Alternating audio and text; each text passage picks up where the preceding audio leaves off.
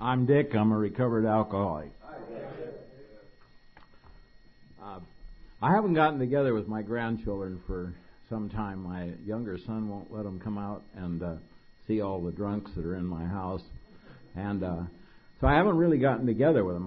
When I pass through the Bay Area, I get a chance to be with them. But when I used to get together with them, we'd go to the county fair, and this is sober.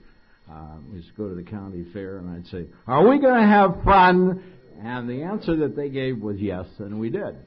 And so this is supposed to be fun, but it's one of the toughest subjects because, well, first of all, before we get into the subject, just let me say how delighted I am to have been invited here 3 years in a row. And the first time I came here, the man that brought me, I said, "This house is going to be lighted up when you come." And we arrived in the evening, and it was just all light. And he said, "Ozzy likes to keep it that way.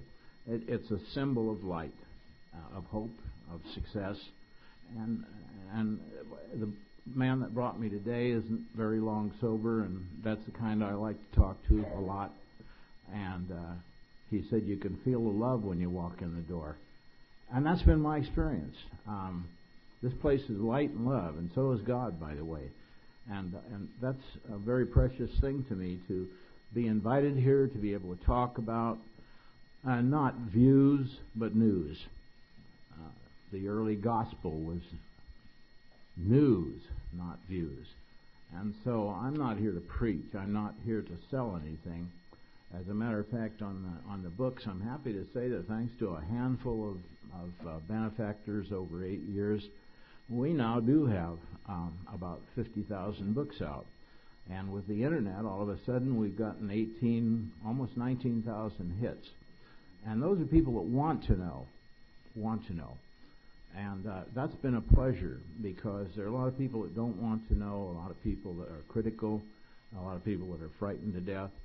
And so I hope that you're here because you want to know some facts, and that we're giving you news and not views. Needless to say, I'm a very biased person when it comes to the subject matter, but I try to, in my books, read like legal briefs, because I try not to say anything that I don't document with either evidentiary material or the books where you can find the things that it's taken me 8 years to find. With that, I would say this. Things always happen on the way here, and the last 2 days have been delightful. They've been horrendous in the sense that I spent 3 weeks putting a syllabus together that I wanted all of you to be able to have, and the airlines lost it, and so I've been playing God the last 4 or 5 days and raging and ranting, and so it took me some prayer and some quiet time to get calmed down. But things happen, and the last 2 days I've spent quite by accident, thanks to a wonderful person in Pittsburgh, who's a professor and also a recovered alcoholic, with a drug court judge who said, "I can't tell you that it's working, but I can tell you that it's not working," and a jailer who told me to get the drunks out of my house, and he said, "You've left them alone there?" And so I've had a lot of fun talking to some of the richest people in Pittsburgh and some of the poorest, and there was a black guy that told a story to all these treatment center people, and none of them laughed, and I thought it was a ball. You know, one drunk can hear another drunk, and this guy was just terrific. And so a lot of fun things have happened despite the lost baggage. And then this book has just come out. And it's I'm not going to give it any credit at all, because I don't like it. But it's typical of our problem. A lot of the historians that are, and there aren't very many that are writing on AA today, who are alcoholics, and most of them don't admit it, but they are telling a very tiny story about the history of early AA. And if you look in the index, it's called The History of Addiction Treatment and Recovery in America. And it's a marvelous book. It's comprehensive, but it gives more time to the Washingtonians than it does to Alcoholics Anonymous. And it tells more about what was wrong with the Oxford group. And I just on the way in here tonight, I thought, I'll look in the index and see if the Bible and God are mentioned. No. Where have we gone when we can write a history of 150 to 200 years about alcoholism and treatment, and having Scott Peck make his famous statement that Alcoholics Anonymous is the greatest spiritual movement of the 19th century or the 20th, whatever he said, and have the latest historians and people, it's marvelous stuff on alcohol. Do you realize that our government is spending billions telling us what's wrong with us? And I get stuff all the time. The money is going to tell us what's wrong with us. Well, is there anybody in this room that doesn't know what's wrong with us? We drink too much. And the question is, how do we solve the problem? And how do we solve the problems that cause the problems? And so the last 2 days and this book have just, to me, underlined the spiritual side. People used to say to Dr. Bob, what's the spiritual side? And he said, it's all spiritual. And then we'll get into a hassle over what spiritual is, which is what I'm going to start out with in a minute. Well, let's put this thing in context. Bill Wilson said many, many times, nobody invented AA. That was a very humble statement and a very accurate statement. He said all of its ideas, every one of them, was borrowed. And they were borrowed from medicine, from religion, and from the AA's own experience in those trial days of the 1930s. And then he said they came from ancient sources, which were the common property of mankind. Well, then what are we afraid of? That's a pretty broad statement. It's a very humble statement. And I was just thinking of some analogies, and they're not particularly good. But look here. I don't know much about computers, but I sure am on them all the time. And if I borrowed a Macintosh, and I had an IBM, and I asked the person from whom I borrowed it, how does it work? And the guy said, I don't know, but it works. What good would that be? I've got an IBM, and I don't know how to use a Macintosh, and I'm asking him how it works, and he says, I don't know, it just works. And I've got a lot of equipment like that now. A couple of computers, and the darn things break down, and I haven't a clue as to what's going on. Or if I have a bottle of pink pills, and you want to borrow them, and you say to me, what do you do with these? I say, I don't know, they just work. That'd be good for an alcoholic. He'd take the whole bottle. Or if I had a car with a stick shift, and you use an automatic transmission, and you borrow my car with a stick shift, and you say, what do I do with this? I don't know. It just works. I'll tell you a story. When I was in the Army in Texas, a kind lady said, I'd like to take you out to my ranch and you can ride horses. She said, do you know anything about horseback riding? And I said, yeah, I used to own a horse and ride it. So we go out there, and she says, now we'll take a little ride along this road. So I get on this horse. I know nothing about it at all. I hadn't ridden a horse for 4 or 5 years. And we start down the road and sauntering along. And I thought, gee, this is really nice. This lady has taken me out for a horseback ride, and I'm in the Army and lonely and all this stuff. And well, we got to the end of the road, and she says, now we'll go back. And that sucker turned around, and he started galloping down that road. And I was bouncing all over the place, and she was shouting, don't let him get on the pavement. Don't let him get on the pavement. If he slips, you're a goner. And this guy, God was not in charge, because I didn't know enough to even ask him at that point. And Dick was not in charge. But that doggone horse was very much in charge. And I couldn't stop him till he got home. And the point was, I didn't know anything about what I was riding. I knew something about horses, but I didn't know anything about that horse. And if she said, oh, I don't know, he's a good horse, you can ride him, I did. And I doggone near killed myself. I don't know whether these are good analogies, but in the beginning, the AA program worked. How do we know that? Boy, people are challenging this in these scientific things. You know, AA has 1 million people coming and going, mostly going. And we have 18 million drunks, and the government is analyzing all this stuff backwards and forwards, whether they're white, black, homo, this or that or the other. They got statistics on what their ages are and all this kind of stuff. And they don't even acknowledge AA as successful. Well, I can tell you one thing. I'm sitting here because I came into Alcoholics Anonymous. And I may talk a lot about God, and I may talk a lot about His Word, and I may talk even some about the Oxford group. But I'm here because I'm a recovered member of Alcoholics Anonymous who has done his darndest to get well. I am well, a little brain damage here now and then, a little anger here and there, but I don't even want to think about drinking about it. I've got sanity. And you know, I know who did that for me. It was God Almighty. And that doesn't appear in the statistics. It doesn't appear in the index of this book, but it sure appears in the big book even today, 400 times. And to me, AA worked. And yet you look in this thing and you see nothing about the Bible. And the Bible was everything in early AA. People don't want to talk about it. They want to tell us what's wrong with the Washingtonians, what's wrong with the Oxford group, and they never talk about the Bible. I mean, here's the latest comprehensive work, and there's not one word. I don't even think God is mentioned in this book. Well, as Shoemaker used to say and taught Bill to say, God either is or He isn't. What is our choice to be? And that's pretty much what we're going to be talking about, is where He was in the original picture. They knew why it worked. They didn't need to look at history, they were making it. Don't you all subscribe to what you hear at the Joe and Charlie tape series?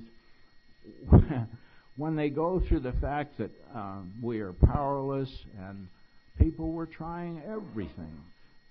Self-knowledge didn't work. Willpower didn't work. Fear didn't work. Probably no human power worked.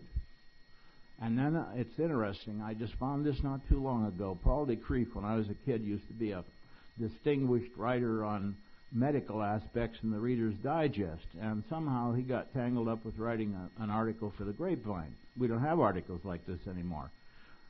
And it's in the Best of the Grapevine book. And he said, the AA's medicine is powerful. Their only medicine is God. That is their discovery. Well, this seems to be passing from the scene. The early AAs, unfortunately, didn't record their history very well. And who does? Especially when you're drunks and you're starting on an experiment. You desperately want to get well. You don't know a great deal. And you're doing it by experiment. So a lot of the stuff that we know now after 8 years of research to be true is being questioned by everybody. And this early success rate is one of the typical ones. One of AA's distinguished historians wrote me and said, what do you got as authority for the fact that 75% of them recovered? I said, why don't you look at the big book, page 20, Roman numeral 20. And then he said, and what is your authority for 80%? And I said, it's your book. Why don't you? It contained a letter from Bill Wilson. I'm not sure it was true, but he claimed 80%. And then he says, and what do you claim as the proof for the 93%? And I said, the records in Cleveland, and it's stated in Dr. Bob and the Good Old Timers. Why don't you argue with those people? I didn't make those records. And then Jack Alexander had the guts to say that AA had a 100% success rate except among non-psychotics. I guess I was one of those maybe. But, you know, are these statistics true? Did somebody just manufacture them? You have to qualify it by saying those who really tried. If you sponsor people actively, as I do, you get some people that last the day or 3 days or something like that. I wouldn't call them a statistic. I'd call them a sad case. My sponsor used to just say they're a quart low. Tell them to go out and fill up. But the statistics with the people who really try were quite impressive, and they are not today. And as Joe and Charlie like to say, the program hasn't changed, the fellowship has changed. And there are an immense number of reasons or ingredients in that change, and there's just no use even covering it here. I don't claim that it changed for this or that reason, but all you have to do is go to a meeting and see where people come from. Lots of them from the courts, treatment centers, therapists, sources that haven't a clue. In fact, those experts are reading this kind of stuff, this history book. Okay. We really have some very simple roots. Ozzie and Bonnie want to know those. That's why they met me at the San Diego convention and invited me to come here. I didn't know them from Adam's off ox. I wanted to know them. And I hope that you want to know them. And my perplexity was that in 1990, when I went to Seattle to find out what they were, a young man had died of alcoholism, and before he died, he said, "Dick, did you know that AA came from the Bible?" And I said, "No, I never heard of that." And he said, "Well, read Dr. Bob and the Good Old Timers." And I read the Frank Amos report there, and I also went back to General Services and got the original Frank. No, I guess I got it from Stepping Stones. No, I got it from General Services, the original Frank Amos report. They read the Bible, and it was required reading. Has AA changed? Of course it's changed. Anybody require you to read the Bible these days in an Alcoholics Anonymous meeting? So it's changed, but the facts are there. And there are some very simple roots. But the thing is, if you want to know them, you have to go through what I did for the last 8 years. It's easy to say, and it's false, why we left the Oxford group. I'll tell you why we left the Oxford group. We didn't. As Lois Wilson said in New York, they kicked Bill and Lois out. And there were several reasons.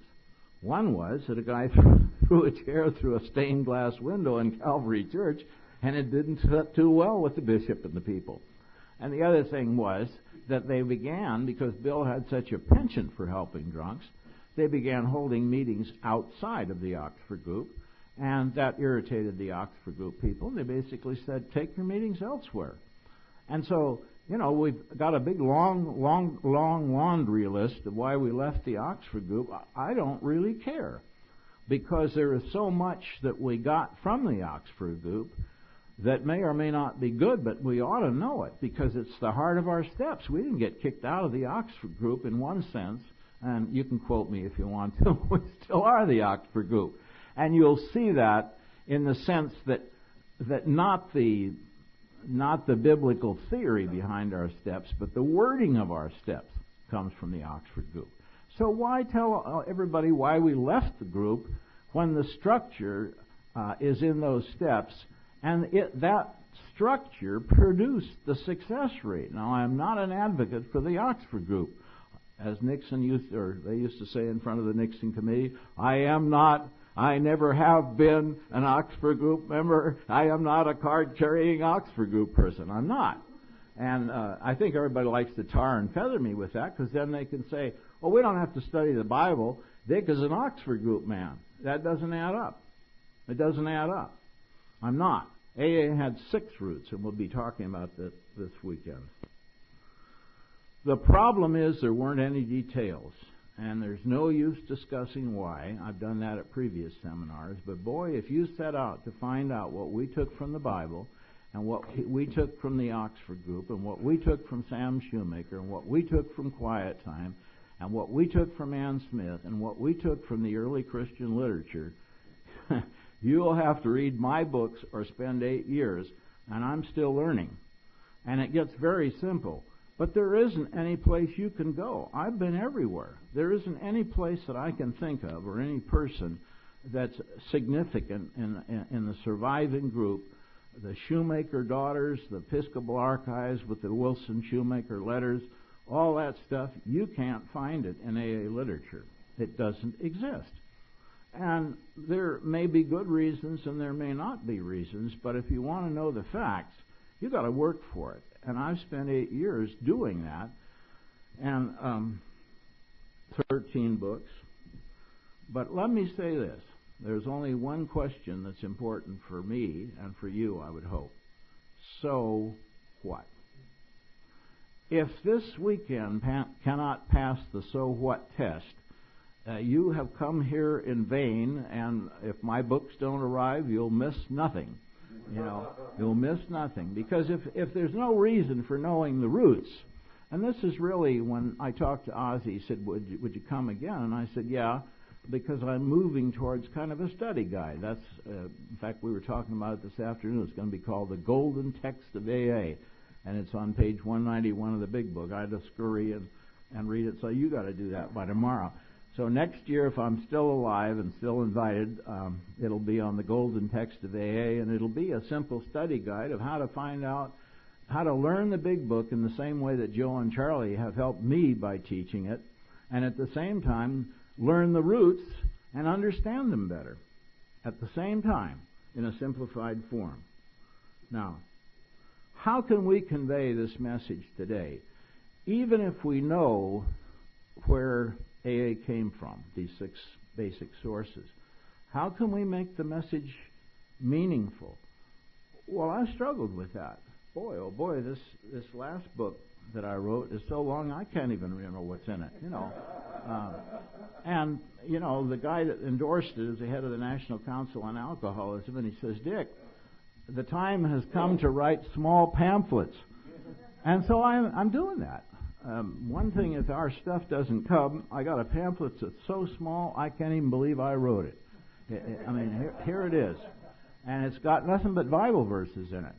So if we don't get anything else, you can have this free, and maybe you can have it free anyway, but we have to dig it out. It can be simplified, but the point is there's no easy way to go for it. And so one way to convey this message is at the Wilson House, or by writing great, huge tomes and getting somebody else to pay for them, because I sure couldn't. There have been a few dedicated people that have put up the dough to enable me to travel. I certainly couldn't have done it. We don't do this for profit. My last book is going to be How to Lose Money in Self-Publishing in 10 Easy Ways. All the things I used to tell people in my law office that they shouldn't do, we've done. We've got a validated record of how to lose money. And we don't, because just about the time things seem to be going no further, then somebody comes along and helps. And last night I had dinner with a lot of rich people in Pittsburgh trying to turn them on to Sam Shoemaker, and I found out they didn't know any of this stuff. And maybe they're not turned on, but I was. It was fun. So it's hard work just even getting it together. But one way is what we're doing now, and that's on the Internet. One way is to put these books where AAs are and let them choose. They put them in a sober club. And they put them in a Salvation Army. You put them in AA offices. They won't buy them, but you put them there, and somebody's on a hotline. And he can either watch Days of Our Lives, he can watch the 49ers, or he can pick up the book and say, my gosh, I didn't know. And I get phone calls from people like that. So, the message can be conveyed today. We don't have to listen to people who say this is not conference-approved literature. Hey, neither was the Bible. Neither was Emmett Fox and all this stuff. AAs are not so stupid that their whole life has to revolve around 164 pages. There isn't any index of forbidden books. There isn't. AA wrote an eloquent thing in box 459 about what does conference approved mean. It doesn't mean other books are disapproved. It means these things have been chamber tried, 99% of them written by Bill Wilson, all the significant literature, and nobody else is writing. Well, our lives are not confined to Bill Wilson. The man is a co-founder, and he's a fabulous writer. But again, are we so limited in our scope that we don't read anything else? I would venture to say a few of you read the Sporting Page, occasionally look at Penthouse. There are things that alcoholics read and nobody says anything bad about them. Well, maybe they do. So, here's what we'll do this weekend. We'll spend a few minutes on the spiritual beginnings of AA. And a lot of you know it, but I'm going to try to put it in concise form, and I'm going to put it in a form you've never heard before. And then we'll cover in 6 sessions each one of the 6 roots. And it'll be so simple, and it'll be based upon facts, not conjecture.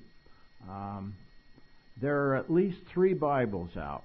Now, I have nothing against the Bible. I'm a strong adherent of the Bible.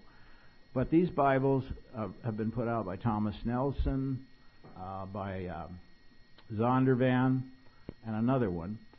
And everybody comes up to me, not in AA, but in some of the other places that I'm asked to speak, and they'll say, "Have you got the Life Recovery Bible?" Mm-hmm. "Have you got the Serenity Bible?" Mm-hmm. And what these Bibles are is they're Bibles that have verses outlined or annotated that are supposed to relate to the 12 steps. Folks, you don't have to sell the 12 steps to the churches.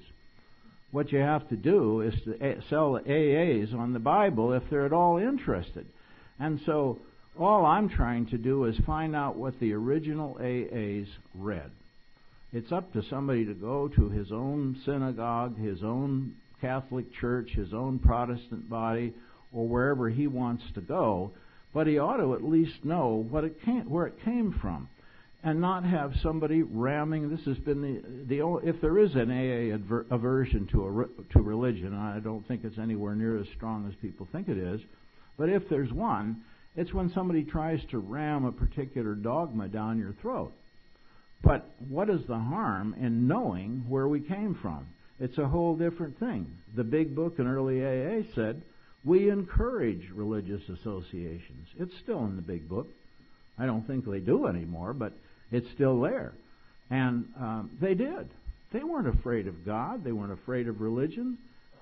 Believe it or not, AA was and is a religious program. Now, ponder that for the next 3 days. It'll just worry you to death. But, look up the word religion in the dictionary. And we'll have some problems with spirituality we'll be talking about. And then at the end, I'm almost going to change it because I got a lot of insight from this judge. America's doing another turn now. They're going to have drug courts, and they're going to treat us as diseased people instead of as criminals. I was just a criminal, but I wish somebody had treated me as diseased. And they did, by the way, and so did God, and I got healed. But there's a certain amount of insight, but they don't know what to do with them. Give them a couple of years, and then I talked to the jailer, and he says, I believe in hard time. He said, prohibition doesn't work, punishment doesn't work, hard time does. And I said, what do you mean by hard time? And he says, well, I don't want them sitting on their duffs watching Days of Our Lives and the 49ers. I want them getting GEDs. I want to see them getting recovery information. I invite Bible groups into the jail. I don't think he'll have that job long. But you see, his attitude is, if these are sick people, for heaven's sakes, let's get them well. And about the only thing that's happened is a few people from churches have come in, and a few people from AA has come in, and now the recovery community has decided it might make some money if it came in. But at least people are becoming aware that there's something wrong with this. Yeah, I was crooked, but I was a pretty nice guy most of my life. And I think a lot of things happened to my brain, and they weren't character defects. They were chemical defects. And, Dick had a few faults, too. But the point is, people are beginning to realize a lot about alcoholism, but aren't we in this fellowship to talk about the solution to alcoholism? And that's the major so what to this. If by learning the roots and getting them in simple form and being able to relate to and better understand the language of the Big Book and the language of the 12 steps, and then move from what Bill called a spiritual kindergarten into whatever form of spiritual growth you want, I think that's a noble experiment, and it's the only thing that's going to enable people to cope with life. I'm not much impressed when I meet, and I do meet, some old-timer that's been around for 45 years, and he goes to 3 meetings a day and does little else, including saying hello to the newcomer. What I am impressed by is these poor derelict souls, and my sponsee from Hawaii is here. I'm going to introduce him and embarrass him tomorrow. But we got a house full of them. And I'll tell you something. When those kids go to meetings, and Bob has done it for 3 years now, and he's still sicker than a dog, but he's a lot better than he was. And you know, Bob has done the program. He's done the steps. He's helping others. And this stuff works. And so we can get people well if we know something about the program. And we could get those who care to tuned in to the God part, because that's the only part there was in the beginning. I was asking Pete, who brought me here today, I wonder how many atheists there are in AA. I remember how many there were in the zero. You know, the old statement, there aren't any atheists in foxholes. Well, we're in foxholes, you know.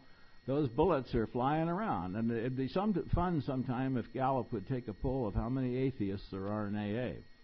There are a lot of people that talk about strange things, but when the chips are down, I think they still embrace the toilet bowl and say, God saved me from doing this again. And they don't say a higher power.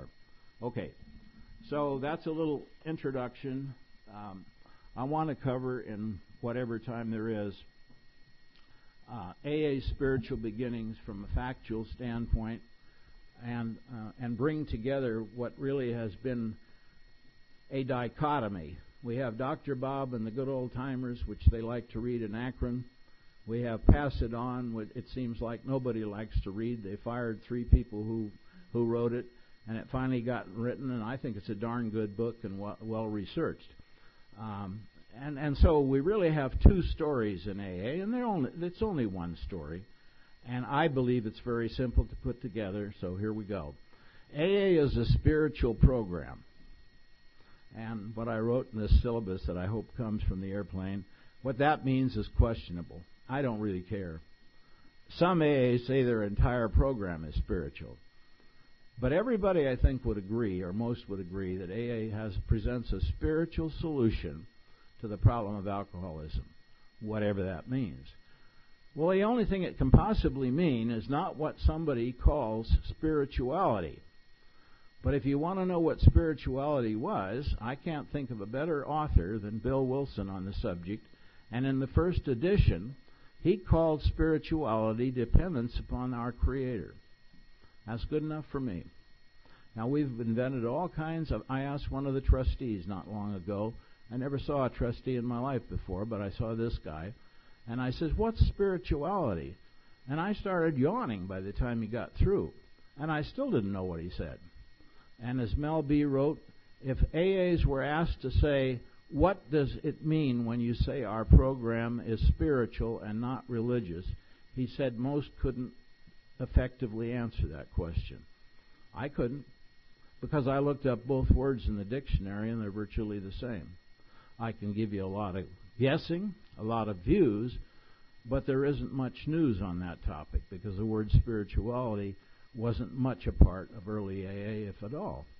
Spiritual, yes. Spiritual experience and so forth. I believe that AA had 4 parts in its transition to the Big Book. And I'm going to, I hope, shock somebody that maybe hears the tape. I don't think I'll shock you. AA's spiritual beginnings began in Dr. Bob's childhood, not with Roland Hazard in Switzerland. In fact, the historians are so busy telling us what didn't happen that they don't think Dr. Bob got sober on the 10th of June. I don't care. Jesus Christ was born in 3 B.C., and in August, and it hasn't altered, a billion people's beliefs about him. I don't really care. What I care about is what Dr. Bob believed and did to help people, and what Bill believed and did to help people. And I can tell you that the spiritual giant was Dr. Bob, and he said so, and so did Bill. Dr. Bob said that from his childhood through high school, he went to church, Sunday school, evening service, Monday night Christian Endeavor, and sometimes to Wednesday evening prayer meetings. So everybody's made fun of that, including Dr. Bob. But when the chips were down in his last major talk, he said, I had refreshed my memory of the good book, and I had had excellent training in that as a youngster. He knew his Bible. And then he said, and these are AA quotes, "I'm somewhat allergic to work, but I felt I should increase my familiarity with a good book, and also should read a good deal of standard literature, possibly of a scientific nature." And he did. He read books on nutrition, all kinds of stuff, to try to formulate a program with Bill. And then he said, we were convinced that the answer to our problems was in the good book. I didn't say it, Dr. Bob did. And then he said, we got them, the 12. He said, I didn't write the 12 steps. I had nothing to do with writing them. And the reason is because I have found that they were written back in 1934. They were told to Bill by Ebby, and it's at Stepping Stones, and it's in this great tomb of mine.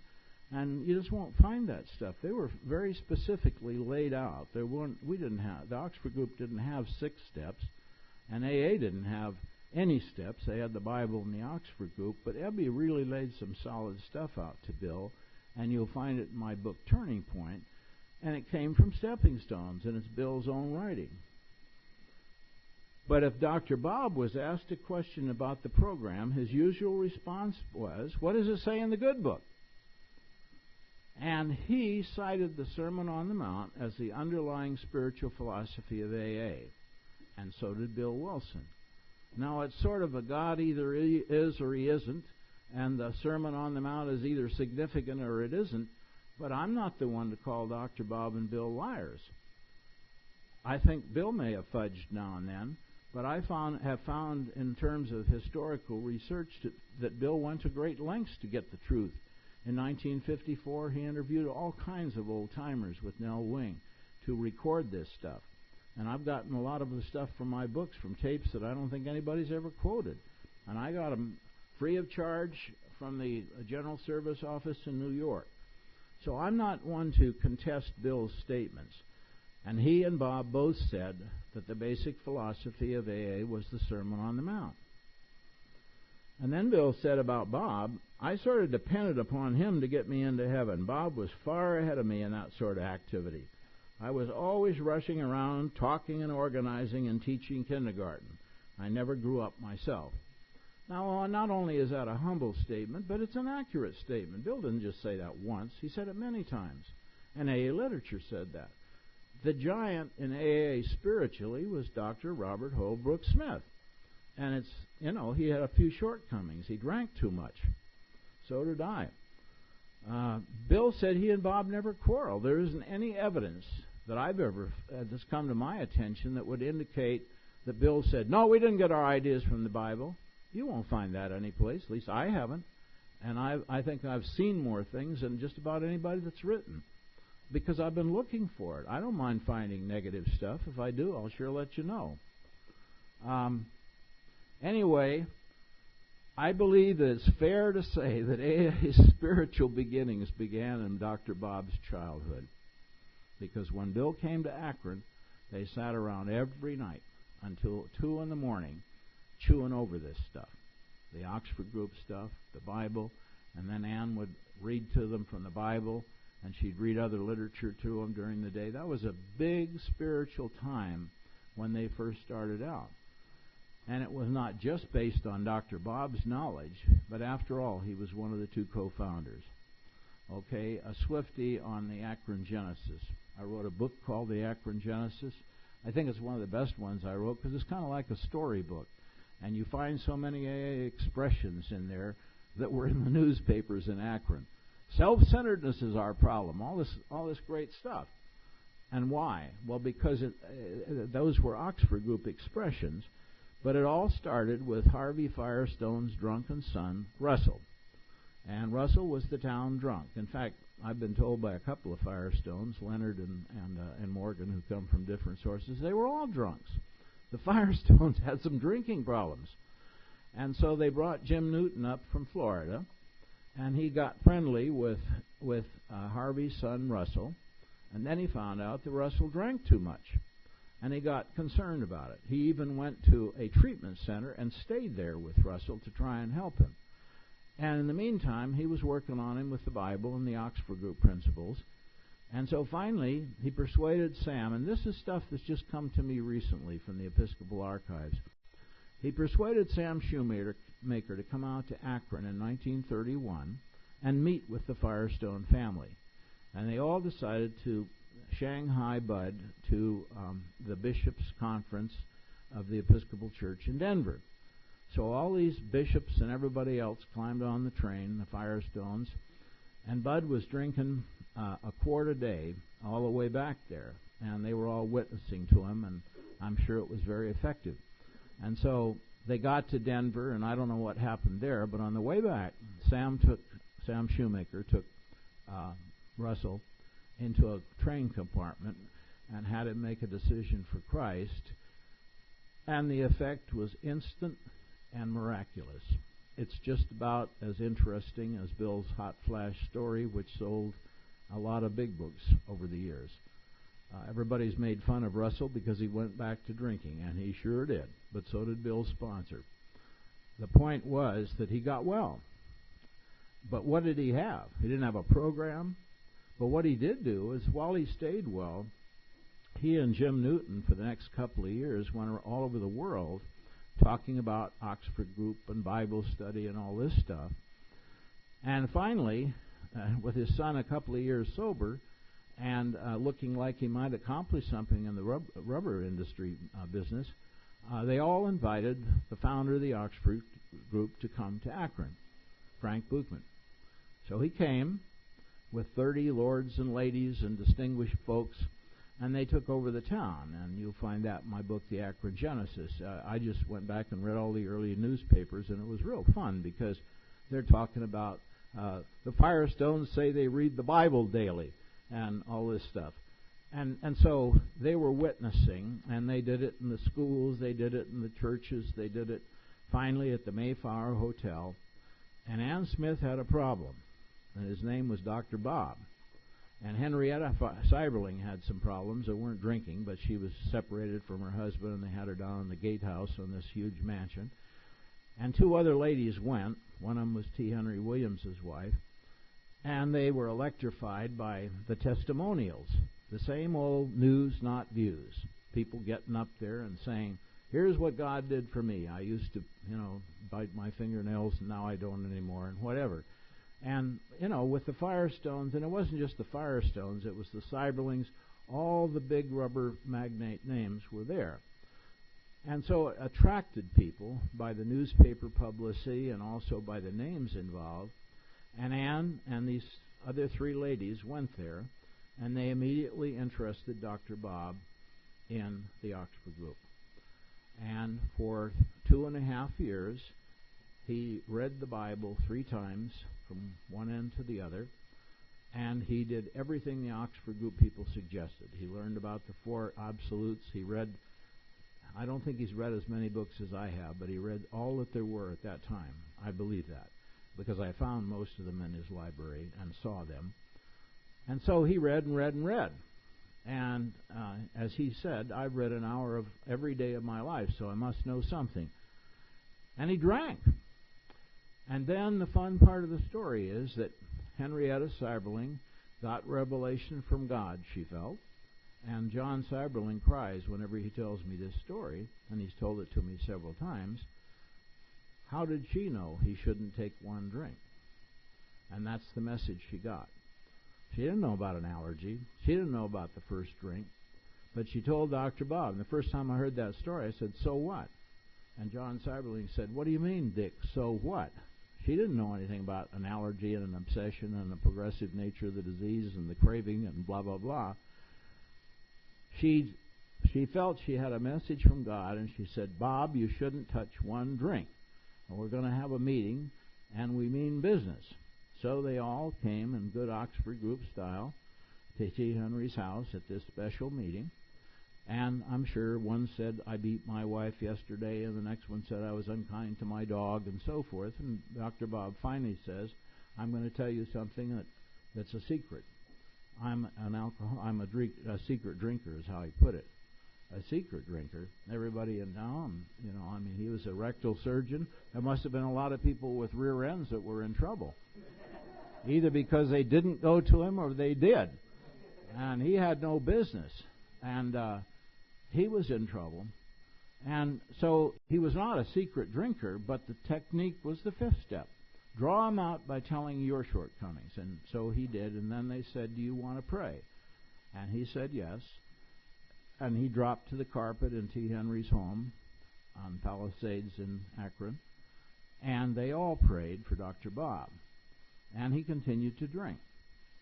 And then, without getting into all the Dr. Tunk story in the Mayflower Hotel, Bill was put in touch with Henrietta Seiberling. And when her phone rang, Bill said, I'm a rum hound from New York. I'm a member of the Oxford group, and I got to talk to a drunk. And she said, you're manna from heaven. And she believed that this was the result of the prayers. I mean, what did Bill know about Dr. Bob? Nothing. And so if you want to put it in the spiritual terms, there was a message. And they were guided to prayer. The prayer was answered.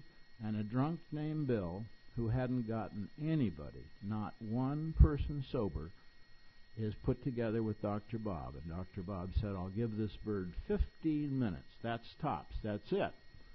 And they got together, and 6 hours later, they emerged, and Bob said, let's go for it. Now, he returned to drinking, and the historians have informed us that it might not have been June 10th. It might have been June 13th or something. I couldn't care less.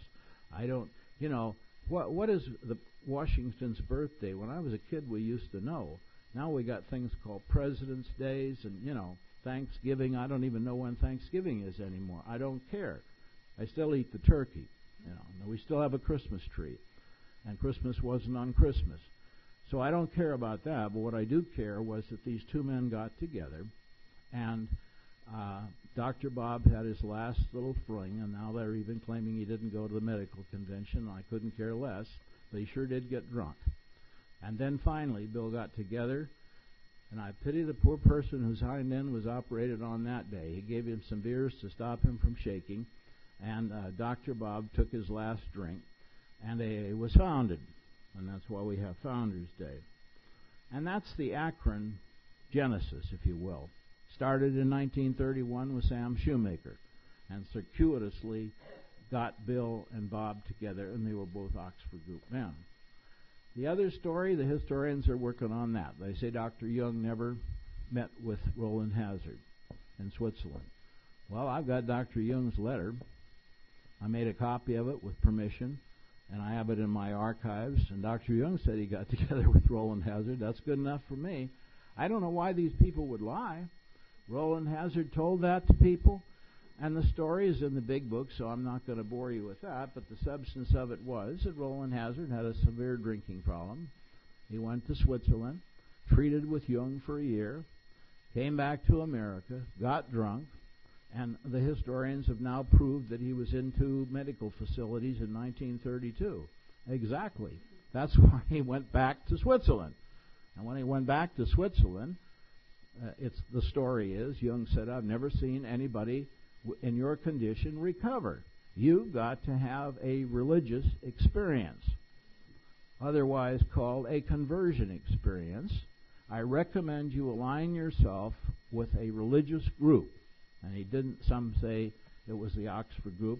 Jung didn't say that. I don't know what he said. But in any event, Roland Hazard got with the Oxford group. He already was a Christian, and whether I used to say he had a spiritual experience because historians said so. I haven't a clue. But I do know that he adhered to the Oxford group principles. He taught them to Ebby. He taught them to Bill. And that was something I didn't know, and AA's histories didn't talk about. But Roland used to go to those meetings. And he was the clear-headed, in fact, all of these were very intelligent people. And he passed these principles on. And if you happen to choose to read Turning Point, you'll see the original manuscripts in which Ebby laid out to Bill in the course of those visits the whole step material. And they didn't call them steps, but he just went through the idea of how you come to believe and so forth. And at that point, Ebby had gone down to the rescue mission and made a decision for Christ, and he told Bill that. So Bill goes down there drunk, and they got that wrong in the history. But Bill went in there, and Ebby was not there. And when Bill was drunk, they read the Bible, they had hymns, and the altar call. Now, I don't know anything about this stuff, but I read the histories of the Calvary Church mission. And the altar call is essentially, and all of us have seen Billy Graham or somebody like that on TV, where they say, do you want to make a decision for Christ? And so these people come marching down the aisle. There were probably only 10 or 15 drunks, and Billy has a million of them here and there. But we know what they did, because they told us what they did. And Bill had a blackout, and he didn't have a clue what he did. But he did make a decision for Christ. And last night, with these people, I said, you know, Mrs. Sam Shoemaker told me on the telephone that she was there when Bill made his decision for Christ. And I said, did she have all of her marbles together? And 12 or 13 of the wealthiest people in Pittsburgh who knew Sam and Helen right up to the end of their respective lives said, she sure did. And then one of them said, why don't you ask Shoemaker's daughters? And I said, I never wanted to ask them, was your mother nuts toward the end? And they said, well, why don't you? And I will. When I rewrite the Shoemaker book, which I'm about to do, I will call Nikki and Sally and say, how was your mother doing mentally in those last days? But I talked to Mrs. Shoemaker, and she said that. And what else would Bill do? What else would you do when you go marching down the altar? You think one of the brotherhood that was there would let Bill out without making a decision for Christ? You know, once he walked down that aisle, he was in trouble. In any event, he stayed drunk for 2 or 3 days. He went to Towns Hospital, and then he went through the Oxford Group procedures, which are our steps. And so I didn't write the big book, but if you look on pages 12, 13, 14, and 15, you'll see. And it was Joe and Charlie's big book study that first turned me on, but now I've seen it in Bill's own manuscripts. Bill took all of those 12 steps before they were written. And he took them because Ebby had learned from Roland these principles. And were there 12 or 13 or 10? I wouldn't know. But you can see it all laid out there. And Bill had his famous hot flash experience, and except for using LSD and a few other interesting things, he never had a drink again. And so that's the other genesis. And both of them, interestingly, involve Sam Shoemaker, because the whole Oxford Group gang in New York were centered around Shoemaker's church. And the Oxford Group meetings were held in Calvary House next to his church. Now, it's really not too important, except that historians have totally ignored it. What happened after Bill and Bob got together? What did they do? Well, you won't find it in this history, and this looks like the most definitive thing. You won't find it in Not God. You won't find it any place. What did they do for those 3 months when they were developing the program? It's pretty clear. We've got it on tapes. We've got it in manuscripts. And, you know, the story goes something like this. Some poor wife would call Dr. Bob and say, my husband is a drunk. And you can even see this in the chapter Working with Others, without using the names. And that is, he'd visit with them, get acquainted with the old lady, get acquainted with the guy's religious convictions, and they'd shanghai the poor soul down to the hospital. Strap him down, give him formaldehyde, shut him up for 18 days. I wish I could use that on the guys in my house. I mean, that's probably illegal. But, you know, they were pretty boisterous souls. And so, for 7 days or 5 or whatever it took, they were there, captive to these guys who would come and tell them their drinking stories. And they'd say, Dr. Bob has a solution for you. And Dr. Bob would acquaint the guy with the problem of alcoholism as he understood it, and had learned it somewhat also from Bill. And on the last day, he would ask the guy if he believed in God, make him climb out of his bed, and surrender to Jesus Christ as his Lord and Savior. And then he'd say, now you're going to a meeting. And sometimes the guy would move in with Bob and Ann, or with the Lucases, or with Paul, I can't think of his name offhand, but there were several homes. Oh, Wally and Annabelle Humpty Dump.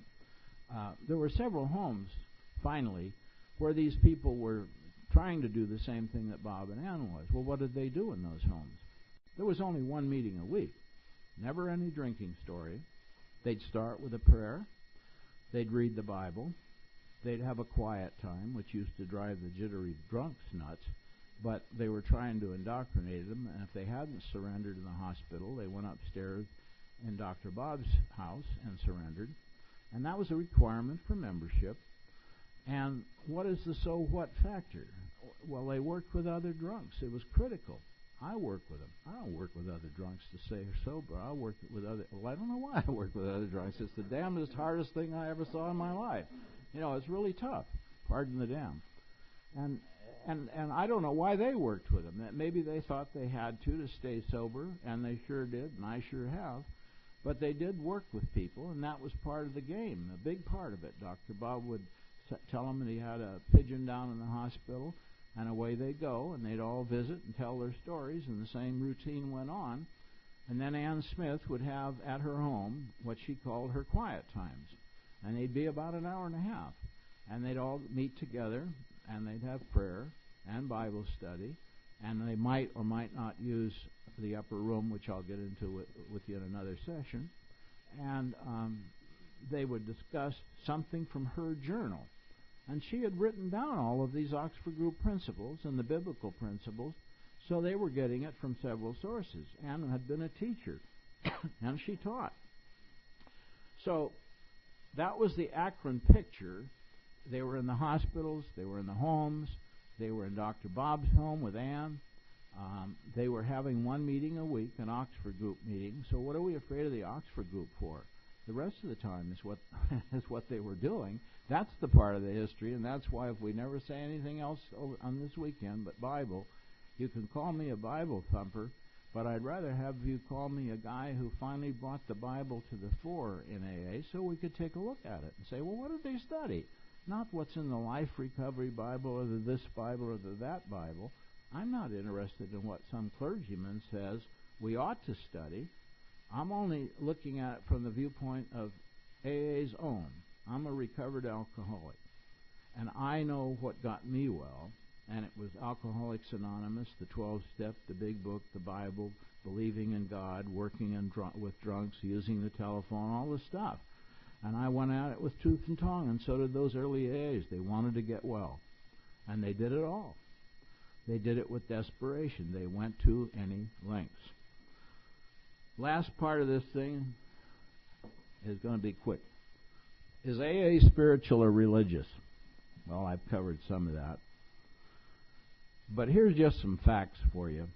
Dr. Bob called early AA, first of all, the Oxford Group was a first-century Christian fellowship.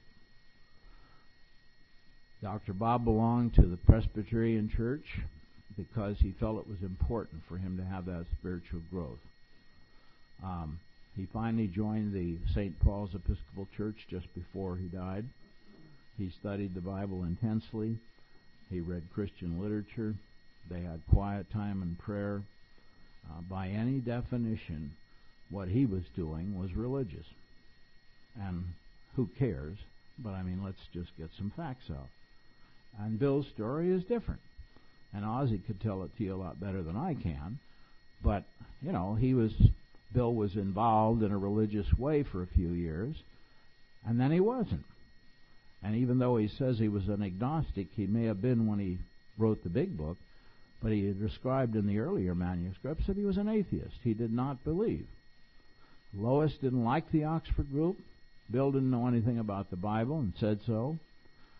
He never had gone to church. And so, was Bill a religious person? Well, his secretary is fond of saying and writing, Bill was not a religious person, but he was spiritual. Well, let's take a look. He goes to the Calvary Rescue Mission, makes a decision for Christ, writes in 3 different manuscripts that I have seen, for sure I was born again. He said that he and Sam Shoemaker had discussed all of these principles together, during those, and that's stuff that nobody has been able to find, but it's finally come out. He said that AA had borrowed all of its principles from Sam Shoemaker at one point. He attributed most of AA's ideas to the inspiration of the clergy. He wrote a beautiful article called A Tribute to the Clergy. He studied Christian Science. Then he aligned himself with a Roman Catholic priest, Father Ed Dowling. He had a Roman Catholic theologian, Father John Ford S.J., thoroughly edit AA's 12 Steps and 12 Traditions, and Alcoholics Anonymous Comes of Age. And he took Roman Catholic instruction from Monsignor Fulton J. Sheen and seriously considered converting to Roman Catholicism. How religious can you get? And by the way, who cares? I don't care whether he was spiritual or religious.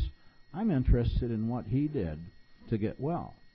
And so, hopefully, in the next few days, no, I guess we'll just say the next few hours, we'll be talking about what they did, what they took from the Bible, what they got in quiet time, what they got from Sam Shoemaker, what they got from the Oxford group, what they got from Ann Smith, and what they got from the literature they read. And my sponsee, Bob, came here thinking he was going to get an easy shot at that, all the way from Maui. He came here and he says, Dick, why don't you write something where it's just all one thing? You know, just the 12 steps came from zip, zip, zip, zip, zip. And I said, I'd love to, Bob, but that isn't the way it happened. We got it from 6 sources, not one. We didn't get it from the Oxford group. We got it from 6 sources. Have a good night's sleep. Come back tomorrow raring to go. And thanks a lot for sticking around.